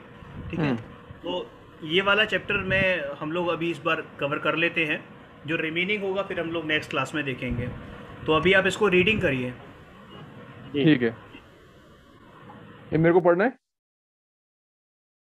जी अच्छा ठीक है। मैं कौन हूँ? मैं शब्द का प्रयोग हम प्रतिदिन कई बार करते हैं, पर गहराई से कभी यह सोचने का यत्न नहीं करते कि मैं का वास्तविक अर्थ क्या है। मैं का असली वाच्यार्थ क्या है। मैं शब्द किस वस्तु का वाचक है। इसमें बता देता हूँ मैं आपको, जो वाच्यार्थ, वाच्यार्थ का मतलब शब्द का अर्थ, है ना। वाच्य का मतलब बोलना, है ना। तो ओके। मैं का असली वाच्यार्थ यानी कि इस शब्द का अर्थ क्या है, हम क्यों बोलते हैं कि मैं कौन हूँ, मैं क्या हूँ। कभी हमने विचार नहीं करते कि मैं का मतलब होता क्या है। किस चीज़ के बारे में मैं बोला जाता है, इस शरीर के बारे में मैं बोला जाता है, इन कपड़ों के बारे में मैं बोला जाता है, या मैं मोहित हूँ ये बोला जाता है। तो इसके बारे में डिटेल डिस्क्रिप्शन आगे दे रखा है। कंटिन्यू। सामान्य तरीके से सोचकर आप कह सकते हैं, इसमें गहराई से सोचने की बात ही क्या है। क्या हम इतना भी नहीं समझते हैं कि मैं कौन हूँ? और आप उत्तर भी दे सकते हैं कि मैं बालक हूँ या जवान हूँ, मैं पुरुष हूँ या स्त्री हूँ, मैं पंडित हूँ या सेठ हूँ। पर मेरा प्रश्न तो यह है कि क्या आप इनके अलावा और कुछ भी नहीं हैं? यह सब तो बाहर से दिखने वाली संयोगी पर्याय मात्र हैं। मेरा कहना है कि यदि आप बालक हैं तो बालकपन तो एक दिन समाप्त हो जाने वाला है, पर आप तो फिर भी रहेंगे ही, अतः आप बालक नहीं हो सकते। इसी प्रकार जवान भी नहीं हो सकते, क्योंकि बालकपन और जवानी यह तो शरीर के धर्म हैं, तथा मैं शब्द शरीर का वाचक नहीं है। मुझे विश्वास है कि आप भी अपने को शरीर नहीं मानते होंगे। ऐसे ही आप सेठ तो धन के संयोग से हैं, पर धन तो निकल जाने वाला है। तो क्या यह जब धन नहीं रहेगा तब आप भी नहीं न रहेंगे? तथा पंडिताई तो शास्त्र ज्ञान का नाम है, तो क्या जब आपको शास्त्र ज्ञान नहीं था तब आप नहीं थे? यदि थे तो मालूम होता है कि आप धन और पंडिताई से भी पृथक हैं, अर्थात आप सेठ और पंडित भी नहीं हैं। तब प्रश्न उठता है कि आखिर मैं हूँ कौन? यदि एक बार यह प्रश्न हृदय की गहराई से उठे और उसके समाधान की सच्ची जिज्ञासा जगे, तो इसका उत्तर मिलना दुर्लभ नहीं है। पर यह मैं पर की खोज में स्व को भूल रहा है।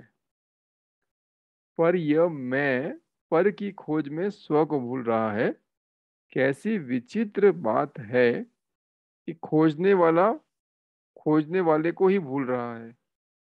सारा जगत पर की संभाल में इतना व्यस्त नजर आता है कि मैं कौन हूँ यह सोचने समझने की उसे फुर्सत ही नहीं है। मैं शरीर, मन, वाणी और मोह, राग, द्वेष, यहाँ तक कि क्षण स्थायी परलक्षी बुद्धि से भी भिन्न एक त्रैलौकिक शुद्ध अनादि अनंत चैतन्य, त्रय त्रैकालिक त्रैकालिक तीनों कालों में, पास्ट। त्रैकालिक त्रैकालिक शुद्ध अनादि अनंत चैतन्य, ज्ञानानंद स्वभावी ध्रुव तत्व हूँ, जिसे आत्मा कहते हैं। जैसे मैं बंगाली हूँ, मैं मद्रासी हूँ और मैं पंजाबी हूँ। इस प्रांतीयता के घटाटोप में आदमी यह भूल जाता है कि मैं भारतीय हूँ, और प्रांतीयता की सघन अनुभूति से भारतीय राष्ट्रीयता खंडित होने लगती है। उसी प्रकार मैं मनुष्य हूँ, देव हूँ, पुरुष हूँ, स्त्री हूँ, बालक हूँ, जवान हूँ आदि में आत्मबुद्धि के बादलों के बीच आत्मा तिरोहित सा हो जाता है। जैसे आज के तिरोहित तिरोहित तिरोहित का मतलब छुप जाता है। छुप तिरोह का मतलब होता है छुप जाता है। छुप जाना। जैसे सूरज बादलों में छुप जाता है ना, हाँ हाँ। उसी प्रकार ये बताया है कि है ना, तो कि इनके बादलों में आत्मा। ओके। जैसे आज के राष्ट्रीय नेताओं की पुकार है कि देश प्रेमी बंधुओं, आप लोग मद्रासी और बंगाली होने के पहले भारतीय हो, यह क्यों भूल जाते हो? उसी प्रकार मेरा कहना है कि मैं सेठ हूँ, मैं पंडित हूँ, मैं बालक हूँ, मैं वृद्ध हूँ, के कोलाहल में मैं आत्मा हूँ को हम क्यों भूल जाते हैं। जैसे भारत देश की अखंडता अक्षुण्ण रखने के लिए यह आवश्यक है कि प्रत्येक भारतीय में मैं भारतीय हूँ यह अनुभूति प्रबल होनी चाहिए। भारतीय एकता के लिए उक्त अनुभूति की ही एकमात्र सच्चा उपाय है। उसी प्रकार मैं कौन हूँ का सही उत्तर पाने के लिए मैं आत्मा हूँ की अनुभूति प्रबल हो, यह अति आवश्यक है। हाँ, तो स्त्री, पुत्र, मकान, रुपया, पैसा, यहाँ तक कि शरीर से भी भिन्न मैं तो एक चैतन्य तत्व आत्मा हूँ। आत्मा में उठने वाले मोह राग द्वेष भाव भी क्षणस्थायी विकारी भाव होने से आत्मा की सीमा में नहीं आते तथा परलक्षी ज्ञान का अल्प विकास भी परिपूर्ण ज्ञान स्वभावी आत्मा का अवबोध कराने में समर्थ नहीं है। यहाँ तक कि ज्ञान की पूर्ण विकसित अवस्था अनादि नहीं होने से अनादि अनंत पूर्ण एक ज्ञान स्वभावी आत्मा नहीं हो सकती, क्योंकि आत्मा तो एक द्रव्य है, तो यह तो आत्मा के ज्ञान गुण की पूर्ण विकसित एक पर्याय मात्र है। आत्मा की जो पूर्ण विकसित पर्याय का मतलब है केवल ज्ञान। हमारा जो फाइनल डेस्टिनेशन क्या होता है, जो हमारा ज्ञान केवल ज्ञान में कन्वर्ट होता है, हैं? तो वो भी ये बता रहे हैं कि वो भी मेरा स्वभाव नहीं है, क्योंकि वो भी उत्पन्न हुआ है। केवल ज्ञान भी क्या हुआ है? उत्पन्न हुआ है। मेरा स्वभाव तो अनादि अनंत है, त्रिकाली स्वभाव है मेरा। ठीक है, इसको एक्सप्लेन और करेंगे, अभी आप सिर्फ रीडिंग कर लीजिए, तो मैं सिर्फ शब्दों के अर्थ आपको बता रहा हूँ। करिए। मैं का वाच्यार्थ आत्मा तो अनादि अनंत अविनाशी त्रैकालिक तत्व है। जब तक उस ज्ञान स्वभावी अविनाशी ध्रुव तत्व में अहम बुद्धि वही मैं हूँ ऐसी मान्यता नहीं आती, तब तक मैं कौन हूँ यह प्रश्न भी अनुत्तरित नहीं रहेगा। मैं के द्वारा जिस आत्मा का कथन किया जाता है वह आत्मा अंतोर्मुखी दृष्टि का विषय है, अनुभवगम्य है। वही लक्ष्य दौड़ धूप से वह प्राप्त नहीं किया जा सकता। वह स्व संवेद्य तत्व है, अतः उसे मानसिक विकल्पों में नहीं बांधा जा सकता। उसे इंद्रियों के द्वारा भी उपलब्ध नहीं किया जा सकता, क्योंकि इंद्रियां तो मात्र स्पर्श रस गंध वर्ण और शब्द की ग्राहक हैं। अतः वे तो केवल स्पर्श रस गंध वाले वर्ण वाले जड़ तत्व को ही जानने में निमित्त मात्र हैं। वे इंद्रिय अरस अरूपी आत्मा को जानने में एक तरह से निमित्त भी नहीं हो सकती हैं। यह अनुभव गम्य आत्म वस्तु ज्ञान का घनपिंड है और आनंद का कंद है। रूप रस गंध स्पर्श और मोह राग द्वेष आदि स्वर स्वर पर भावों से भिन्न सर्वांग सर्व सर्व पर सर्व भावों से सर्व सर्व पर भावों से भिन्न सर्वांग परिपूर्ण शुद्ध है। समस्त पर भावों से भिन्नता और ज्ञानादिमय भावों से भिन्नता ही इसकी शुद्धता है। यह एक है, अनंत गुणों की अखंडता ही इसकी एकता है।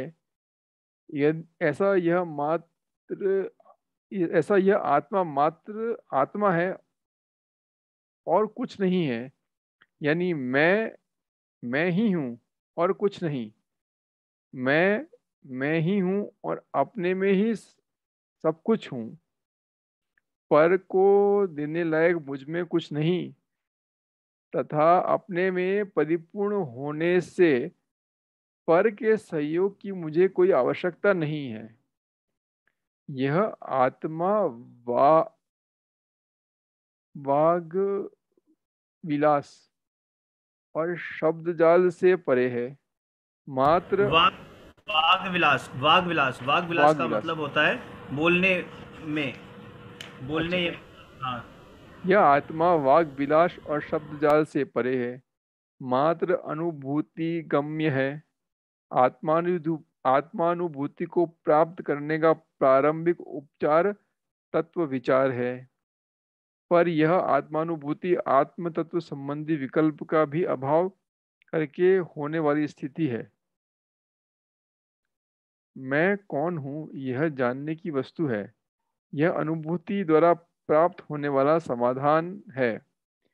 यह वाणी द्वारा व्यक्त करने और लिखने द्वारी लिखने की वस्तु नहीं है। वाणी और लेखनी की इस संदर्भ में मात्र इतनी ही उपयोगिता है कि उसकी ओर संकेत कर सकती है, यह दिशा इंगित कर सकती है, दशा नहीं ला सकती है।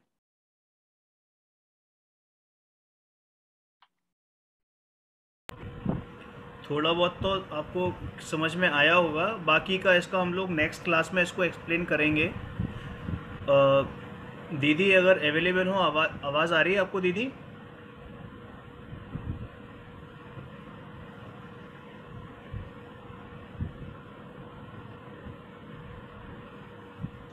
बताइए, मेरी आ रही है। हाँ, मैं ये कह रहा हूँ दीदी, अभी फिर इसको वही वाइंड अप कर लें, नेक्स्ट क्लास में हम लोग देख लेंगे।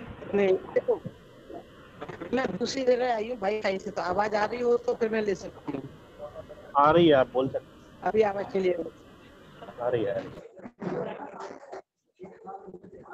डिस्टरबेंस आ रहा है क्या? डिस्टरबेंस तो है दीदी बैकग्राउंड में काफ़ी। डिस्टरबेंस आ रहा है क्या? जी दीदी। मैं अब 5 मिनट और रीडिंग करके फिर मैं दूसरी जगह जाके एक बार ट्राई करती हूँ। जी दीदी।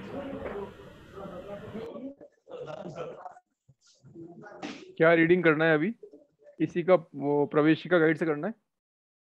अच्छा, प्रवेश प्रवेशिका से कर दीजिए। ठीक है।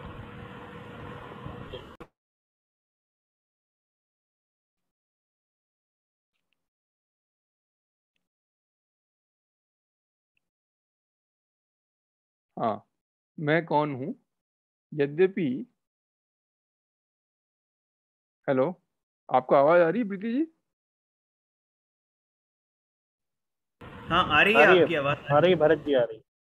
अच्छा, यद्यपि हम सभी प्रतिदिन, प्रति समय, प्रति वाक्य में मैं, हम, तुम, वे आदि रूपों में कर्ता का प्रयोग करते रहते हैं, क्योंकि बिना कर्ता के कोई वाक्य पूरा ही नहीं होता।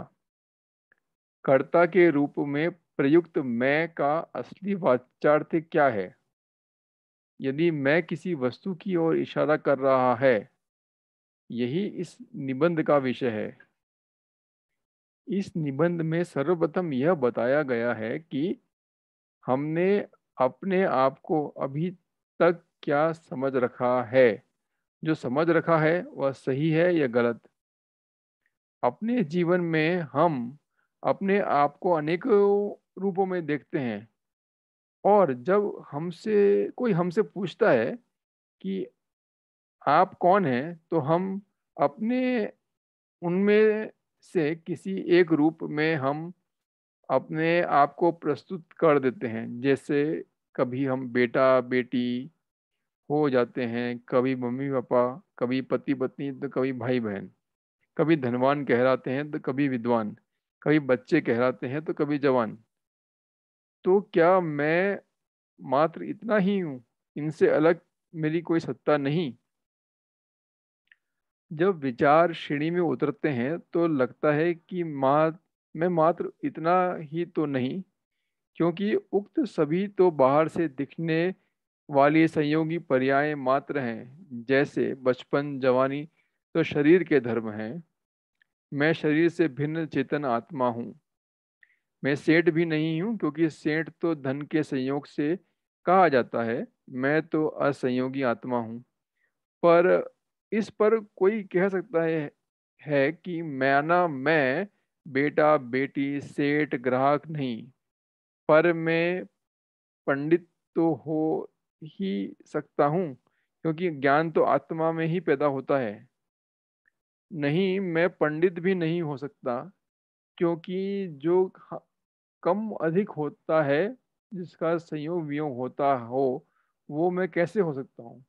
मैं तो अनादि अनंत त्रिकाल रहने वाला पदार्थ हूँ, और आज पंडिताई है, कल नहीं। अथवा पंडित तो शास्त्र ज्ञान के कारण कहा जाता है। मैं तो निगोद जैसी अल्प ज्ञान दशा में और सिद्ध जैसी पूर्ण ज्ञान दशा में भी रहने वाला हूँ। संक्षेप में कहें तो कभी हम मात्र शरीर के लिए, कभी आत्मा के लिए, तो कभी दोनों के लिए, और कभी क्षण स्थायी पर्याय के लिए मैं शब्द का प्रयोग करते हैं।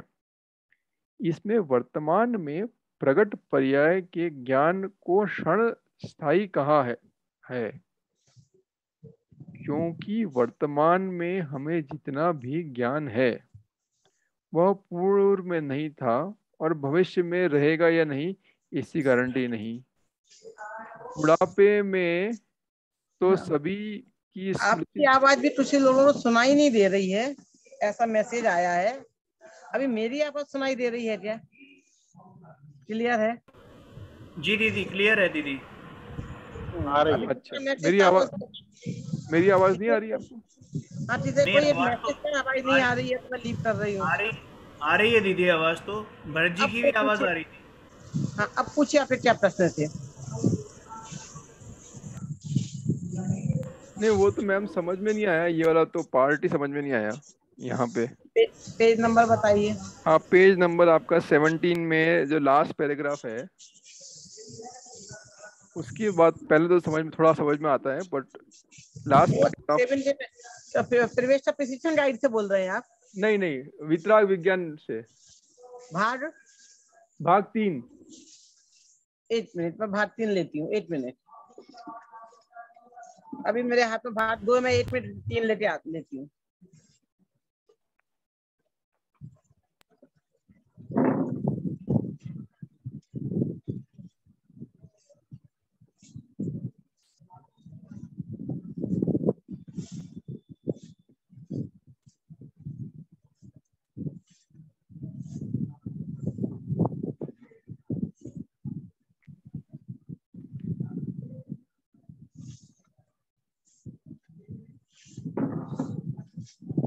हाँ प्रीति जी, आवाज आ रही है आपको अभी? हाँ, अब बोलिए कौन सा number, page number? Page number 17 में लास्ट पैराग्राफ। अच्छा, इससे पहले का समझ में आया? चलो मैं कौन हूँ का स्टार्टिंग फर्स्ट पैराग्राफ में समझ में आया है सब? थोड़ा बहुत मतलब जनरल में समझ में आया। चल ठीक है, बता देती हूँ मैं। सबसे पहले, इससे पहले पर अहिंसा कर रहे थे, अहिंसा का क्लियर करूँ क्या? जिसमें अभिरमण रूप हिंसा, परिरमण रूप हिंसा की चर्चा आई थी, वहां शायद थोड़ा सा आपको डाउट आए थे। दीदी एक बार अविरमण और परिणमन को एक बार थोड़ा सा 2-3 लाइनों में आप बता दीजिए, बाकी तो समझ में आ गया था। ठीक है, तो देखिए, एक तो होता है कोई कार्य हम कर रहे हैं, और एक है कि हम कर तो नहीं रहे पर उसे कार्य करने का भाव विद्यमान है। एक तो उदाहरण दूंगी तो आपको ख्याल में आएगा कि जैसे कि अब मांस पे उदाहरण देने तो हमें समझ में नहीं आया, चाय के ऊपर उदाहरण देने तो समझ में आ जाएगा आसानी से। कि पहले मुझे चाय पीने की बहुत लत थी, नहीं पियो तो ऐसे कई लोगों को लत होती ना, चाय नहीं पीने तो सिर दर्द हो जाएगा, चाहिए वो जो टाइम है चाय का, चाय पीनी कंपलसरी है। तो कॉलेज टाइम में ऐसे मुझे था, चाय चाहिए, दूध फट गया है, गर्मी है तो बिना दूध की भी चाय पी लेंगे, कैसे भी करेंगे। तो मैंने सोचा नहीं, ये तो व्यसन हो गया, व्यसन है तो हमें छोड़ना चाहिए, आदत नहीं है। जब तो कॉलेज टाइम में करते रहे, कॉलेज छूटते ही साथ मैंने फिर चाय पीना छोड़ा, पर मैंने प्रतिज्ञा नहीं ली, बस मन में संकल्प किया कि अब चाय नहीं पीऊंगी, चाय पीना बंद किया। फिर एक बार ऐसा हुआ, मैं किसी घर में गई, जैसे अब शिविर वगैरह में जाते हैं तो सब लोगों के घर में मिलने जाना रहता है, तो उन्होंने कहा चाय लाएंगे, सबसे पहले ये टर्सी है, तो मैं कहा नहीं मैं नहीं पीती। सबसे पहले उन्होंने पूछा सौगंध है क्या? मैं नहीं, सौगंध नहीं है पर पीती नहीं हूँ। तो आज चल जाएगी। ऐसे दिन में 10 बार 10 लोगों के घर में गया, तो बस यही था, सौगंध है तो उनको कुछ इशू नहीं है, सौगंध नहीं है तो फिर आज चल जाएगी।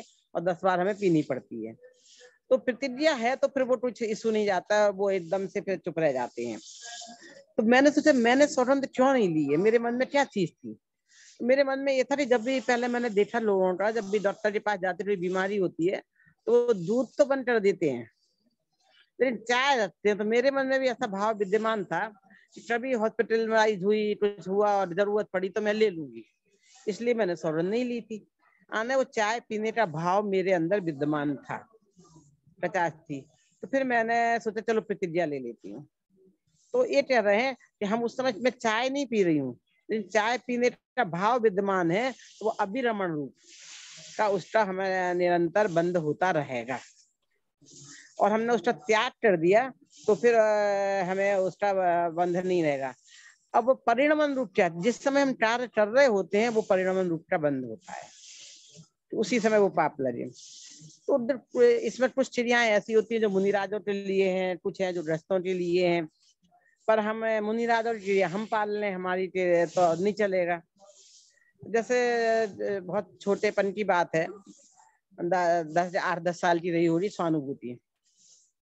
तो ऐसी मंदिर में गए, जैसे आपने किसी ने बोला था ना पर्ची निकालते हैं, तो मंदिर में पर्ची निकली है, क्या बात हुई मुझे नहीं ध्यान है, पर उसने प्रतिज्ञा ले ली कि मैं 1 साल में, उसने बहुत सोचा कि 1 साल में मुझे कितने नए कपड़े मम्मी दिलाती है।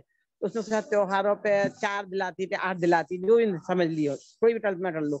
1 साल में हर महीने तो कपड़े दिलाते नहीं है, तो 12 की प्रतिज्ञा कर ली, हर महीने 1 भी दिलाया, तो 12 कपड़ों से ज्यादा 1 साल में ज्यादा कपड़े नहीं खरीदूंगी। अरे अपने सोचा 4 से 8, उससे भी ज्यादा उसने 12 सोच लिए आएंगे तो भी, और इतने हम साल में 12 जोड़ी खरीदते नहीं है। और प्रतिज्ञा ले ली कि मैं नए कपड़े नहीं लूंगी। लक्ष्य देखिए, तो उस साल में जब उसने प्रतिज्ञा ली, जो भी गेस्ट आया, हमारे तो जो अपने त्योहार खरीद लिए, बर्थडे आई है, जो गेस्ट आए वो इसलिए कपड़े लेके आया गिफ्ट में। तो जब उसकी बुआ इराक से आई तो वो भी उनके लिए कपड़े लेके आई। वो 12 उसका जो लिमिट थी वो कंप्लीट हो गई थी, उसके बाद एक्स्ट्रा था वो, तो वो उसने उनको दिया, तो उसने मना कर दिया कि नहीं मेरी प्रतिज्ञा है मैं नहीं लूंगी। तो उन्होंने कहा कितने साल की प्रतिज्ञा, बोले 1 साल की ली है ना, तो मैं छोड़ जाती हूँ, तुम 1 साल बाद इसे यूज कर लेना। अब आप अपने मन में विचार कर लो कि उसे वो रखना चाहिए या नहीं। अब उसका जवाब मैं आपको दे देती हूँ, उसने क्या जवाब दिया कि नहीं, मैंने प्रतिज्ञा की है तो मैं आज लेके रख लूंगी, तो भाव तो मेरा आज हो गया ना, तो मेरी प्रतिज्ञा भंग हो जाएगी, मैं लूंगी भी नहीं, रखूंगी भी नहीं, मैं पहनूंगी भी नहीं।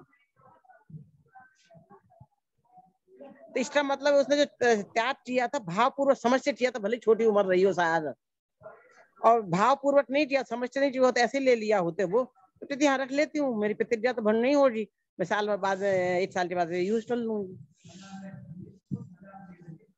तो उससे न परिणमन रूप का था, ना उसने लिया, ना अभिरमण रूप का लेने का भाव विद्यमान हुआ। तो ऐसी वो जो दीर्घव्रत है, देशव्रत है, जाने आने की प्रतिज्ञाएं हैं, तो उस एरिया के होने वाले जितने भी पाप हैं वो उन सबसे वो बच जाते हैं। तो हमारे श्रापों के लिए अलग प्रतिज्ञाएं होती हैं, और उनके लिए क्या कहते हैं मुनिराजों के लिए अलग प्रतिज्ञा होती है। तो जो उस कार्य को करने का भाव हमें कभी विद्यमान नहीं है। जैसे मान लो लॉकडाउन के टाइम में आपने प्रतिज्ञा ले ली, अब घर से बाहर निकलना नहीं है, इतनी बंदिश है, तो हमने 7 दिन या 2 महीने 3 महीने घर से बाहर नहीं निकलेंगे। पर इसमें होता क्या है, जैसे मान लो मैं प्रतिज्ञा ले लूं, अभी लॉकडाउन है, अभी मेरे कहीं विदेश जाने का प्रोग्राम है नहीं है, न है, तो मैं बाहर नहीं जाऊंगी। और जब ऐसा होता है तभी ऐसी चीजें आती है कि आप कहीं से ऑफर आ जाता है, पर्यटन के लिए बुला लिया जाता है, मेरा बुला लिया, रन बुला लिया, आपका आना है। अब मैं सोचूं जाऊं या नहीं जाऊं। हम प्रतिज्ञा लेते पर वो प्रतिज्ञा टूटनी नहीं चाहिए। कुछ ऐसी प्रतिज्ञा, तो हमें जब प्रतिज्ञा लेना है तो विचार करके लेना है कि इसमें कैसी कंडीशन आ जाए। जैसे किसी के यहाँ कोई डेथ हो गई, किसी के यहाँ शादी आ रही, अचानक हो जाती है चीज, कुछ अचानक आने वाली है चीजें। शादी पर बच जाओ, डेथ तो अचानक भी आ सकती है ना, और फिर भी आप जाने से बचे, फिर जाना कंपलसरी हो जाता है, तो प्रतिज्ञा भंग हो जाती है। फिर आपने सोचा जरूरत पड़ी तो जाऊंगी, तो प्रतिज्ञा का मतलब ही नहीं रह गया। नहीं जरूरत है तो वैसे भी आप नहीं जाते, घर में बैठे रहते हो। तो प्रतिज्ञा लेते समय बहुत विचार करना रहता है। फिर उससे पालन करना, क्योंकि उससे बाहर से एरिएटा आपको पाप का बंध नहीं होता है अभिरमण रूप वाला, इसलिए प्रतिज्ञा भरने का महादोष कहलाता है। आपने पहले ऐसी जैसे कि जो पूरणचंद जी रोधिका है, मतलब थे जिन्होंने जयपुर डटोडा में स्मार्ट भवन बनाया, उनको शायद हार्ट से बीमारी थी और उनने प्रतिज्ञा ले रखी थी कि रात में दवाई नहीं खाऊंगा। और नॉर्मली जब हार्ट अटैक ऐसी कुछ चीज आती रात में आती है, उनको भी रात में आया। सब लोगों ने बहुत बोला कि आपने वर्षों प्रतिज्ञा पा ली है ना, नहीं खाई ना दवाई, अब एक दिन खा लो क्या फर्क पड़ जाएगा। पर उन्होंने दवाई नहीं खाई। यदि वो खा लेते तो इतने सालों का जो इसका मतलब उन्हें करने का भाव विद्यमान हो गया, तो वो जो अभिरमण रूप वाला जो पाप था वो भी लग जाता। तो प्रतिज्ञा भंग का महादोष है, उसमें स्थिर रहते हैं। तो अभिरमण मतलब हम कार्य कर नहीं रहे हैं, फिर भी कार्य करने का भाव विद्यमान है, उसका पाप। और परिणाम आना उसमें वर्तमान में हम कार्य कर रहे हैं। क्लियर मेरे ख्याल से दोनों चीजें। इस संदर्भ में किसी कुछ प्रश्न पूछना है?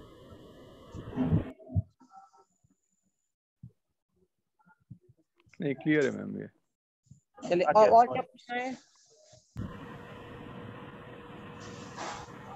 और कोई डाउट हो तो आप पूछ सकते हैं। दीदी फिर वाइंड अप करें। अभी 5 ही लोग, 4 ही लोग हैं, बल्कि 3 ही लोग हैं मुझे आपको मिला छोड़कर। ठीक है, तो नेक्स्ट क्लास में हम लोग देख लेते हैं। ठीक है, ठीक है, ठीक है। जनवाणी स्तुति कर लेते हैं हम लोग। निज निधि निज में बताई अनंत उपकार है, उसके लिए जिन वाणी माँ को वंदना शत बार है, वंदना शत बार है। द्वादशांग जनवाणी माँ। सभी को जय जिनेंद्र। जय जिनेंद्र। और नेक्स्ट क्लास के टाइमिंग्स आपको पहले से बता दिए जाएंगे। अगर यही होंगे तो मैं इंटीमेट कर दूंगा, नहीं होंगे तो भी इंटीमेट कर देंगे। ठीक है, ठीक है। जय जिनेंद्र। जय